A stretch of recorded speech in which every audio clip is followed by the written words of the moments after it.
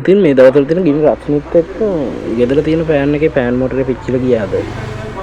ඉතින් තියෙන එකම පොඩ්ඩක් අපි හදන්න try එකක් දාමු. අලුතෙන් මෝටරයක් දාන්න පුළුවන් තමයි ඒ. පොඩ්ඩක් මේ දවස්වල තියෙන තස්නෙත් එක්ක මිල ගණන් එක්ක පොඩ්ඩක් තියෙනකම හදාගන්න try එකක් දාලා බලන්න ඕනේ. මේක තියෙන මෙන්න මේ විදිහේ වට පේනවා ඇති මේ තුඩ මන් තියලා තියෙනවා thermal fuse එකක්. ගොඩක් දුරට මේ thermal fuse එක සවුත් වෙනවා. මම මේ අලුතෙන් දාගන්නේ අන්නේ thermal fuse එක තමයි.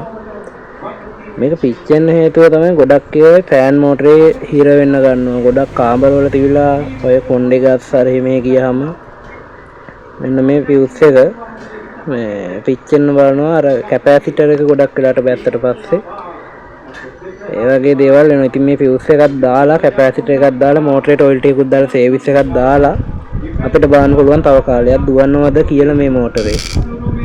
ඔයාලට පේනවා ඇති මේ මෝටරේ දැන් වැඩ කරනවා. මේ විදිහට නියන